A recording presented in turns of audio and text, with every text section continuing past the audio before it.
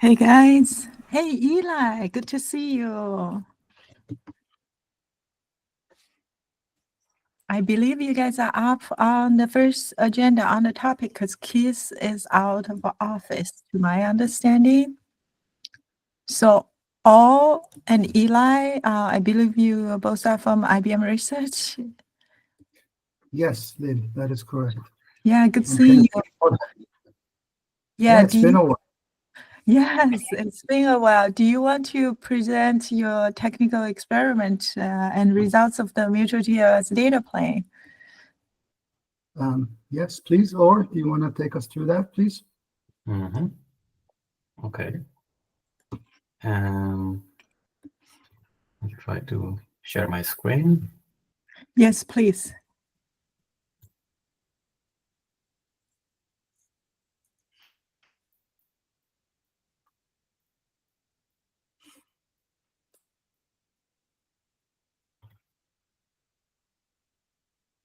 Mhm.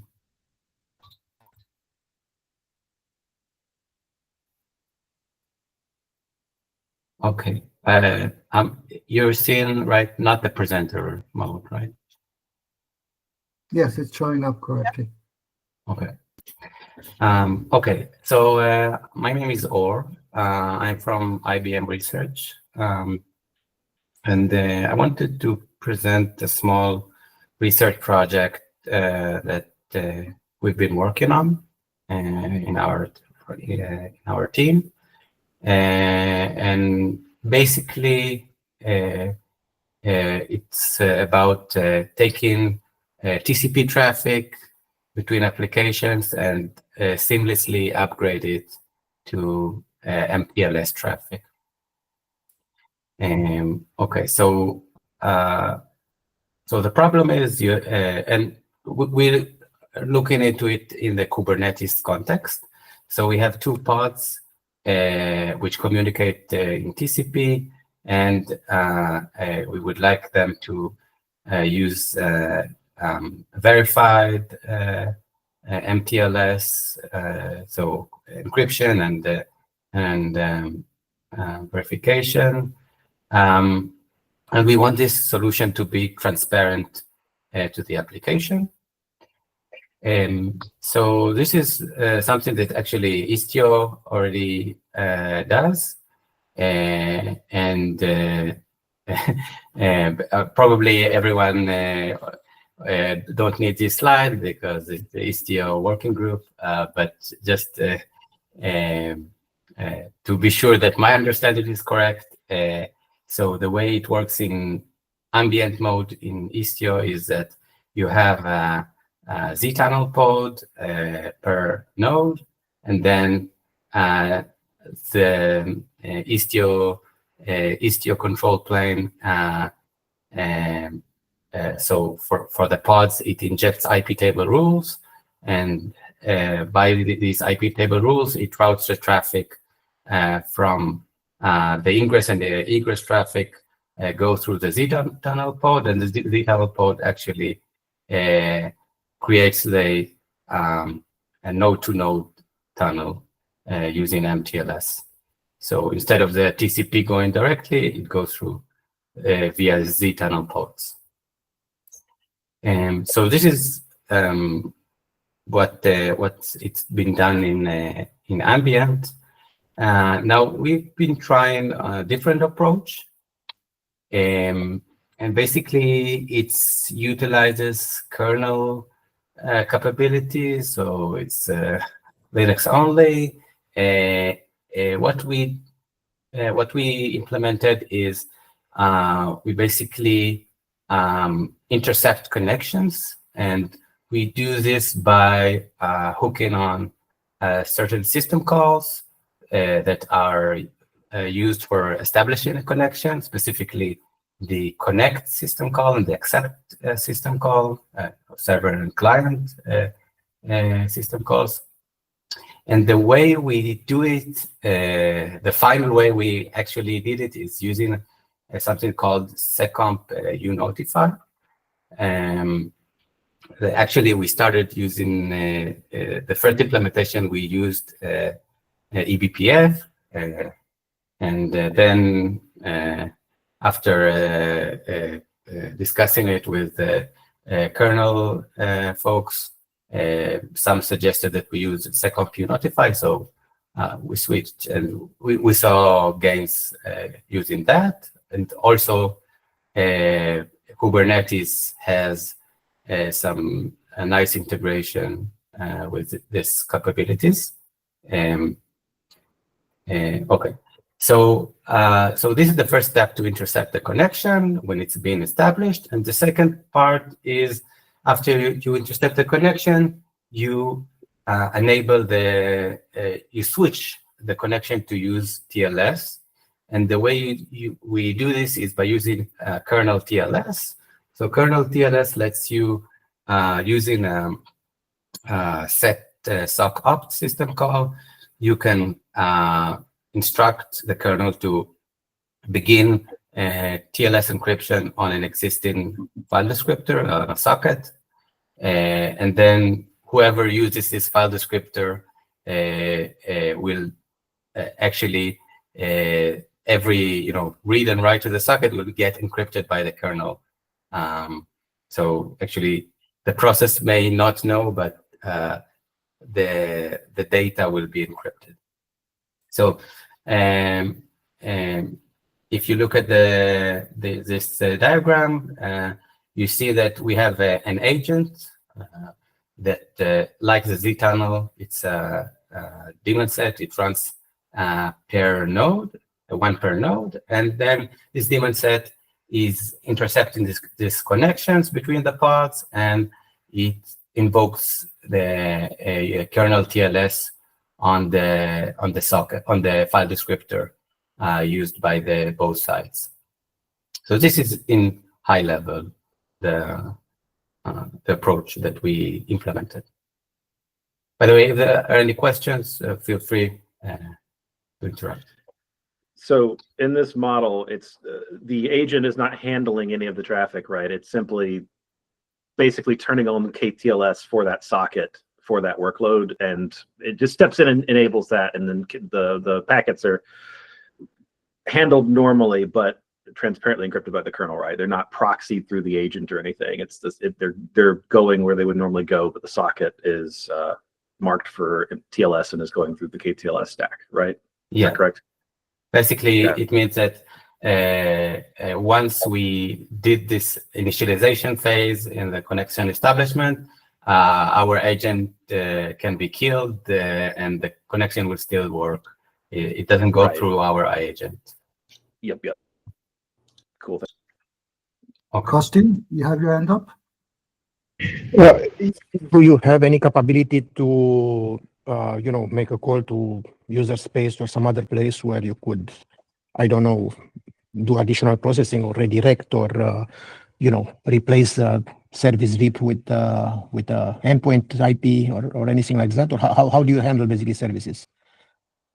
So our agent is in user space. We intercept those kernel system calls, but we don't run in kernel, unlike eBPF code which runs in kernel. Okay. We are so we can actually implement more logic.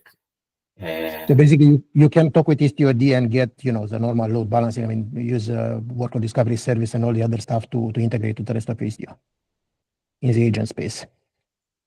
It's not integrated into Istio at all. This is sort of, and we tried to do an alternative implementation that was using more of a Linux-based data plane. It's POC level, so we did not handle all of the intricate steps involved with services and doing load balancing ourselves. Basically, pod A in this case, let's say, creates a connection to pod B.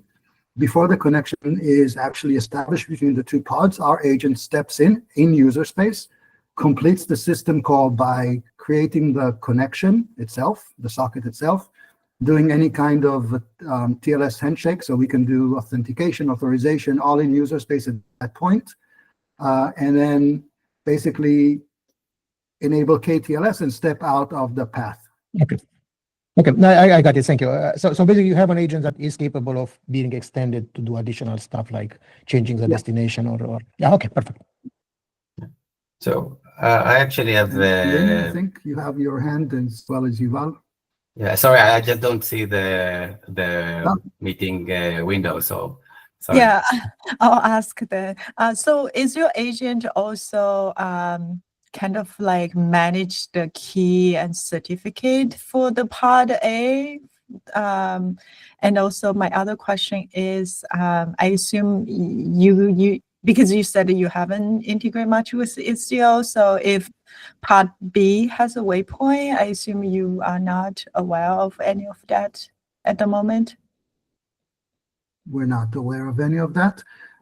We have initially thought to try and work on the ECO protocol. I actually asked at some point earlier on last year for an H1 specification in order to see if we can make this interoperable with ECO H1, but done more of a resource, lightweight resource usage. So perhaps, being able to scale down into smaller devices. However, the kernel is only able to do KTLS with a single stream. It's not able to do all of the H2 frames that are required for H-bone. So we actually abandoned that direction completely. Okay, got it. Thank you. And your agent is manage the key and certs on behalf of the pod? The agent can manage, again, POC level, so we didn't do anything specific, but at that point, Okay. because the connection goes up into user space, that is where we could connect to something like the Spire agent or do our own certificate management, doesn't really matter. We've done some work to actually see if we can do Spire natively without delegated on a slightly different angle point of view from this. It wasn't integrated into this at all, but we could potentially use something like Spire even for this. Okay, makes sense. Yuval, I think your hands are next. Yes, I have a couple of questions. One, I am not super familiar with KTLS, but as far as I know, you could get a request or a control message in the middle of the connection. So a write would fail with special error, letting you know you need to do some more sock ops. Is that handled? We didn't handle it. No, sunny day scenarios. Again, research POC. Gotcha. Yeah, I guess the other question is probably the same because it's a research POC. I was just thinking, I know KTLS, last time I looked at it, admittedly, it was a couple of years ago, only supported one type of cipher. So I don't know where the current state is. There's fibs and Slightly stuff. improved. Street. Slightly improved, not perfect, but slightly improved. I think there are like 4 different cipher combinations at this point. I think they have the common one with the GCM mode that's commonly used. Yeah, but obviously it's not going to be as flexible as running it completely in user space with all of the different options that you would get from any of the common SSL libraries. By the way, there was a comment, I think, that tunnel is a way to exchange the metadata. We do have some form of metadata exchange. We can actually, since we established the connection in user space, before we hand it back into the pods, we can do whatever cross-connect metadata that we would want, either embedded into certificates or directly as a agent-to-agent protocol before it hands the connection back into the pods. And before enabling KTLS, of course. So we can carry around metadata to any extent that we want. You could do this with HTTP Connect if you wanted as well. Other options exist.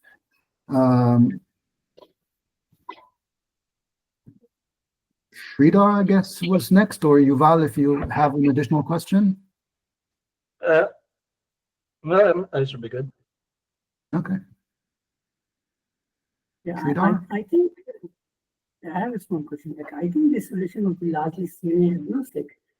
I'm just curious, how does it work with CNIs that are based out of eBPF? How does it work with CNIs that are based off? I'm sorry, I missed the ending. BPF. Does it work even when the CNI is implemented using BPF?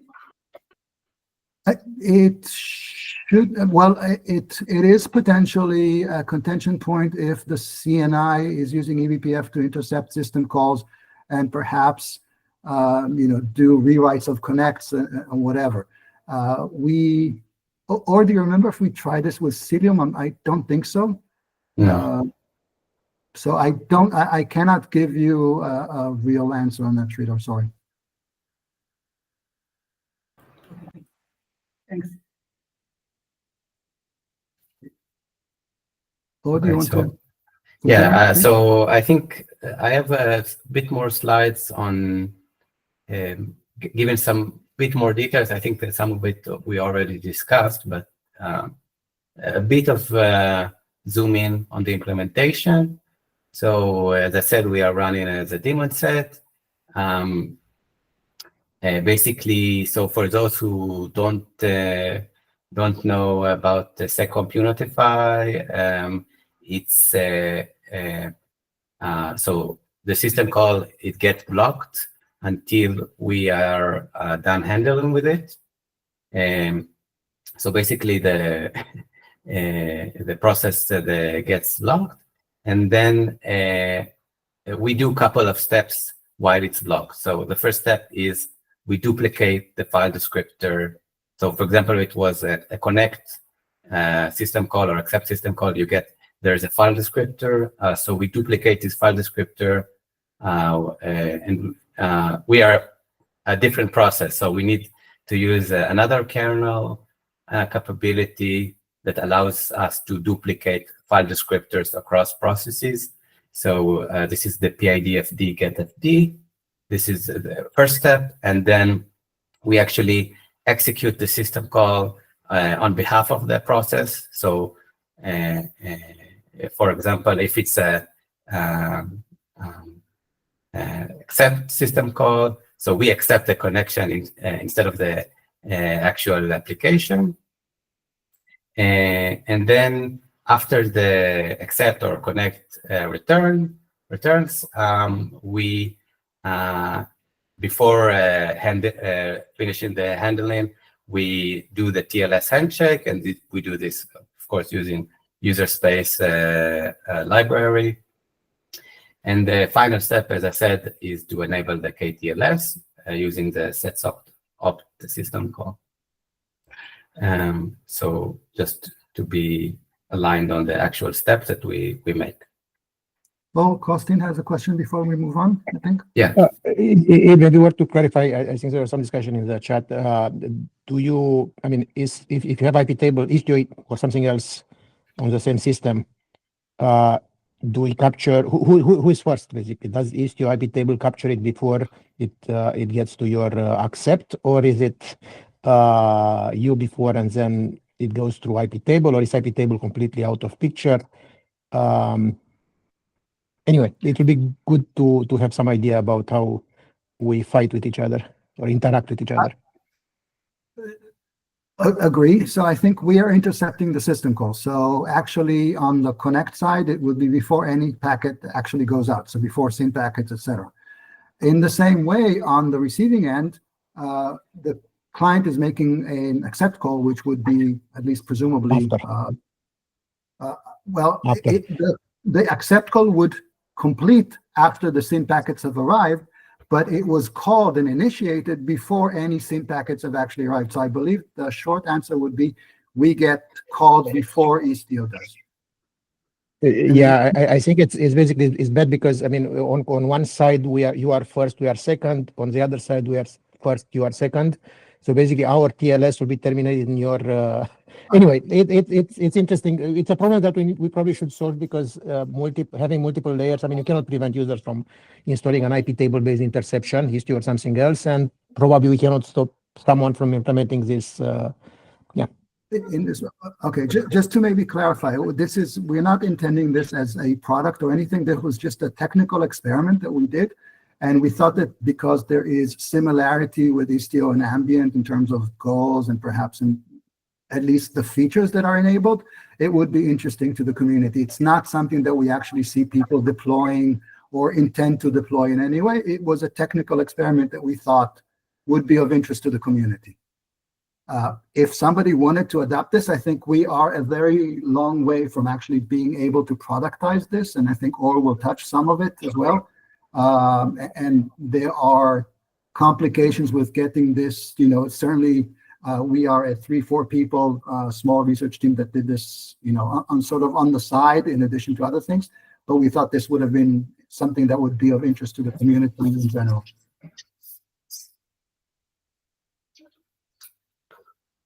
Okay. We don't have a lot more. Let's see. Okay, this is a bit about how we intercept system call. So yeah, so this is the mechanism for how do you set a seccomp profile. You basically put some JSON file on your nodes, on the actual nodes, and then Kubernetes has this pod spec feature called, I think it's under security context, where you can set the seccomp profile for a specific pod. So basically we ran it by setting the pod A and pod B pod spec to use custom seccomp profile pointing to this seccomp profile file on the host. So this is not so seamless because you need to change the pod spec to have our agent actually intercept things. But I actually, last minute, I checked maybe we can do without it.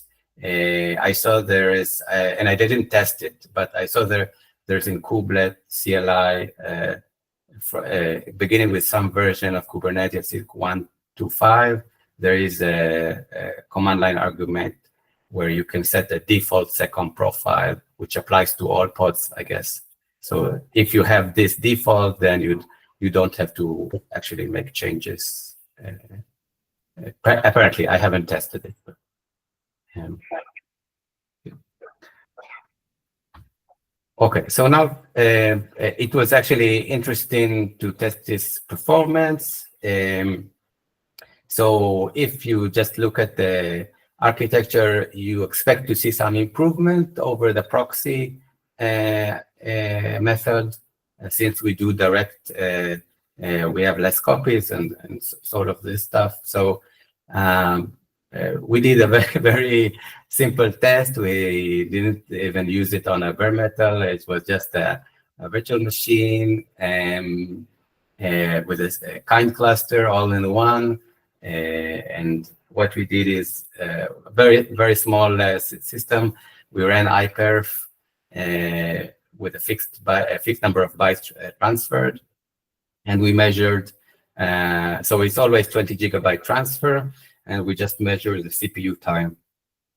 We used PS utils to measure the cumulative CPU time taken by all the relevant processes.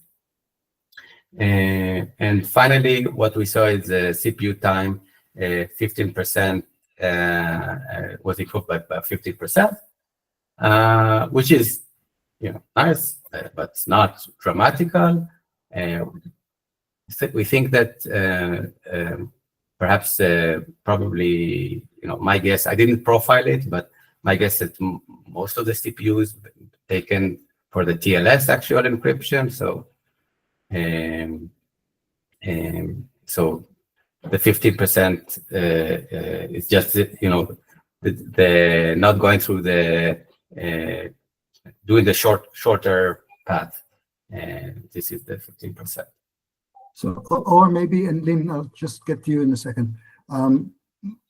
Once we finished with the system and sort of looked at it, it looked a lot like Ambient. So we said it would make sense for us to get some kind of a feel of how do the two systems compare in terms of resources. And as Or is showing here, the CPU load for our agent and using KTLS versus using zTunnel and the proxy, you get an extra 15% free by using KTLS. We haven't profiled it to pinpoint where exactly, We also looked at file descriptors and memory.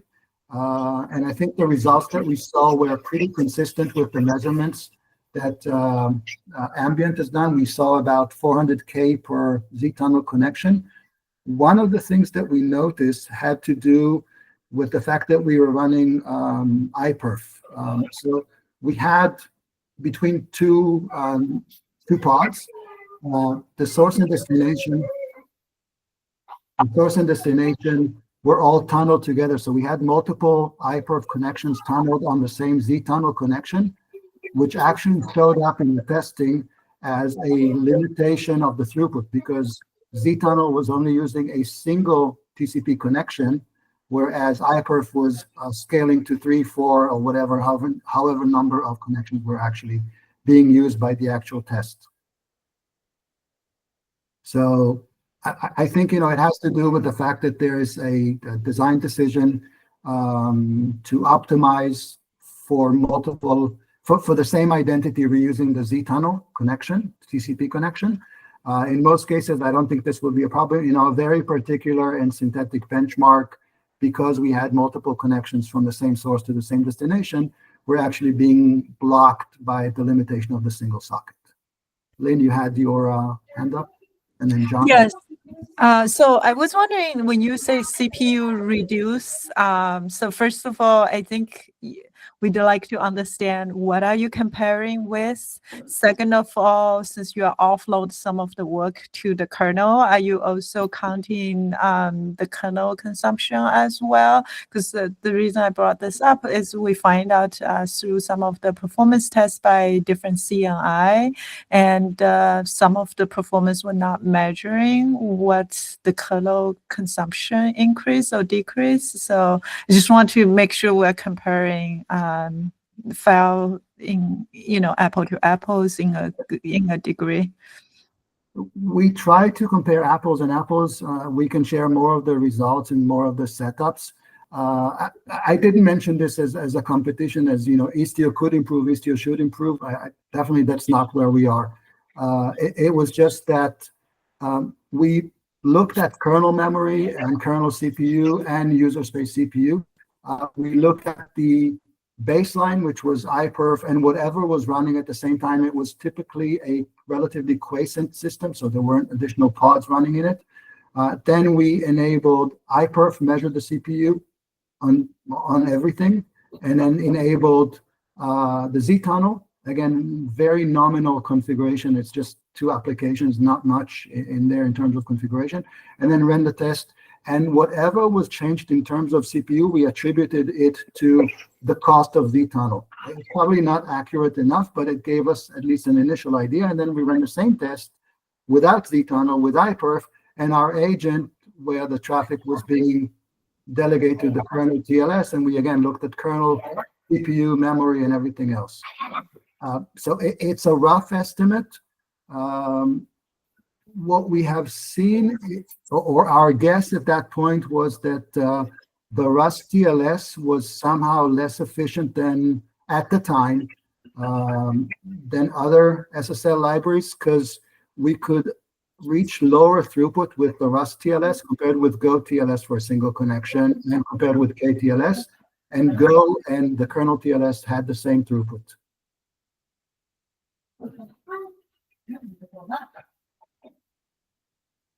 What Z-tunnel version was it? Sorry? What Z-tunnel version were you using? Probably 3 months ago. Okay, so probably 1.23. Likely, yeah. Again, this is not meant to be a scientific measurement. It was more, we thought the similarity, thought it would be interesting to see if there are different mechanisms. The fact that you are not going through a proxy, does it really show up in at least crude numbers? And I think that's the only number that was actually showing up, that reduced CPU load for KTLS versus the Z-tunnel at the time was about 15% for the same throughput.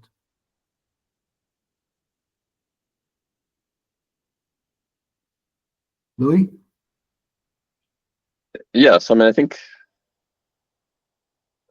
if I had to guess, I'd say the CPU load reduction 15% is a reasonable estimate for the overhead of zTunnel to perform, right? Like there's just attacks to going across process boundaries and additional copying and some of the other things that it does in terms of framing. I'm a little bit more interested in throughput and latency for equivalent streams than necessarily the CPU load reduction. Like CPU load reduction doesn't always translate to improvements in throughput and or latency.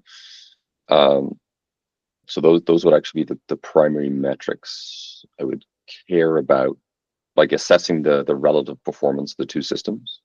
In part, a lot of that is because on a lot of Kubernetes clusters, there's a lot of idle cycles, to be honest. And so generally speaking, customers seem to care a bit more about latency and throughput than they do necessarily about like incremental differences in CPU consumption. Maybe 15% seems a little bit high, but right, whether it's 5% or 15%, right, I could be fairly easily convinced that one of those numbers is true. Yeah, sorry, but yes, I'd like to see throughput or latency numbers if you have them. I believe we have the throughput numbers again for this synthetic benchmark. I don't think we've done latency measures. But by the way, maybe to sort of wrap this in the right context, ultimately, we have decided that if we were to do any kind of zero trust based solution, we as a community in general, and also from our point of view, would be better off using something like Istio zTunnel as opposed to trying to redo it in a different implementation point. This was mostly a technical, if we wanted to do a different implementation that did slightly different trade-offs, what might it look like and what are the possible technical things to use?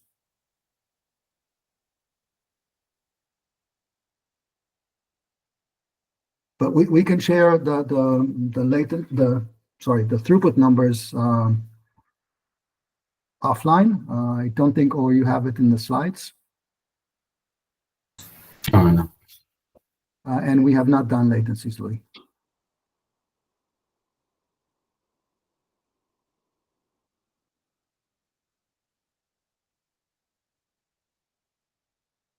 Anything else, or maybe? I think I have just one last slide. Some holes that we found in our implementation. First is we had problems supporting non-blocking connect. The not so good solution that we implemented was to switch just for the time of when we intercept this connect, we switch it to blocking mode, we do the connect, and then we switch back. So obviously not so good. Another thing is, so again, comparing to Ambient or Istio, is that we cannot change the second profile after the pod started. So this means that, unlike IP table rules, where you can add a pod to the mesh and remove it, and while the pod is running, here you have to set it before the pod starts. And of course, this is what we talked about, productization. I'm betting that there are a lot edge cases that that we didn't even think about. We didn't try to think about. Yeah, this is just experimental. I think it's interesting from a research point of view. It's not yet not in plans of anything actually productization.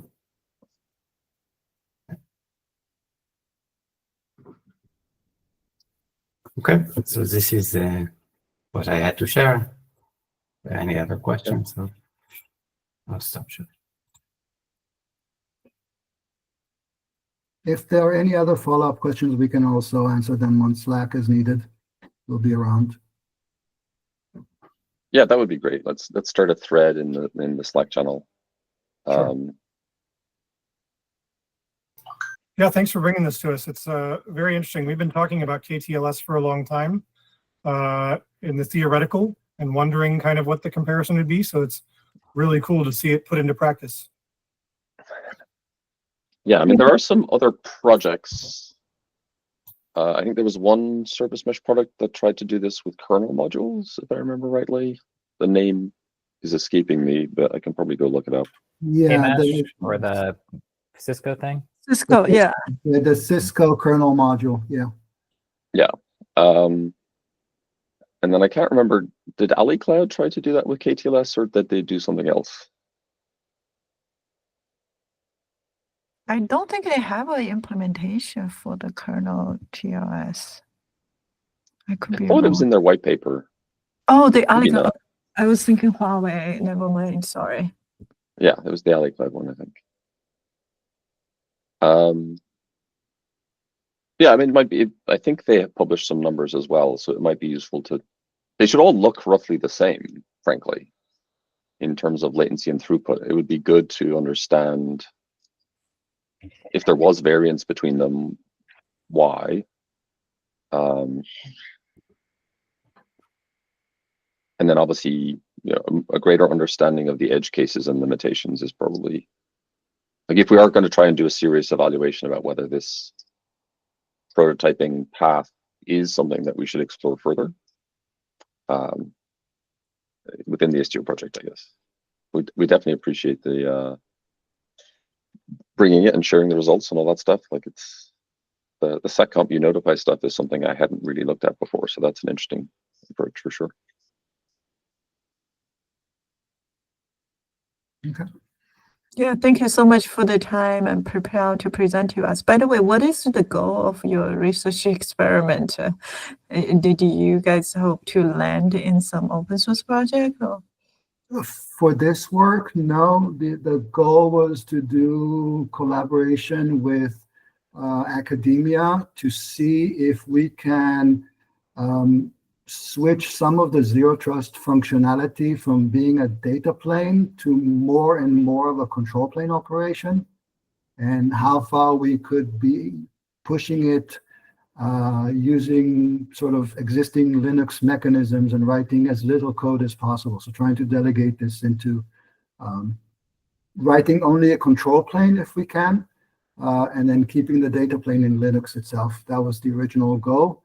We started before Cisco came out with their Camblet, I think it was called. Camblet Yes, was the name. Yeah, right. I think that's right. Yeah. As soon as they came out showing that you could do this, the academia basically said it's going to be difficult to publish papers about this because Cisco already showed some aspects of it. We decided to pursue this and finish it from, as an engineering task to see, how far can we take it, and it was our initial assumption that it can be done as a pure control plane without actually complicated, because we don't think that a kernel module would ever be adopted because it was way too complex if you looked at their code base. And the amount of functionality that was done in kernel was huge, right? We wanted a very lean implementation for very resource-constrained environments. So we continued just to the point that we could show that this POC could make to work with this approach. Learned something from it, and at that point, because we no longer had the academic partner, we shut down the experiment. And I definitely think, like, the kernel, like, this is clearly superior to the kernel module in terms of adoptability. Yeah. I agree with you, and that's why we wanted to continue with it. But from a publication point of view, and don't ask me why, because I cannot explain it. I don't know enough about that, publish papers stuff. They claim that as soon as Cisco made their work open, the chances of doing something for the first time were much narrower, and therefore publishing would be harder, and that's what they were mostly interested in. By the way, what is your kernel requirement for this? And also, what about FIPS compliance? Like, does the ATLS have a good path for supporting FIPS compliance? I don't know if it was made FIPS compliant or not. That is a kernel build time setting currently. Then. Okay. At In least for terms Linux. kernel support, I think some of it requires the 6 series of kernels. I think some of the seccomp features were coming in relatively late. But I would need to check to give you an exact number. Got it. KTLS has been around. I think some of the seccomp stuff was a bit more recent. Yeah, KTLS is about a decade old at this point. Yeah. Do you know, are there published performance metrics for just the seccomp stuff on its own? Like comparing it to other transports? The seccomp, what you would see is the overheads of intercepting and delegating system calls. I've seen 2 or 3 papers that did this. One of them was in the context of a CNI, maybe, or I think it was a CNI, and then they did a bunch of benchmarking on it to assess the latency of null system calls and bashing, and what would be the cost of doing it. Okay. Do you know the mechanism of transport into the user space process? Is it domain socket or shared memory or something else? The way that the seccomp delivers it, the notifications to user space, is that the question? Yes. You open a specific file descriptor over which you get notifications from the kernel. Okay, so it's basically domain socket like performance then you would expect. I would expect so. Yeah. Okay. And if you just put those questions about the seccomp stuff, and I'll try and find the papers and share them over Slack. Yeah, that would be great. Thanks. All right. Do we have any other questions for Eli and all? Well, thanks again for taking the time to present to the Istio community. Really appreciate that. Looking at the agenda, okay. Looking at the agenda, I think we see 3 topics from Keith, but Keith is not here. Should we defer those topics?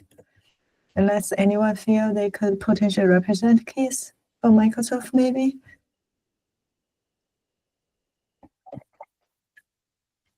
All right, I'm not hearing anything.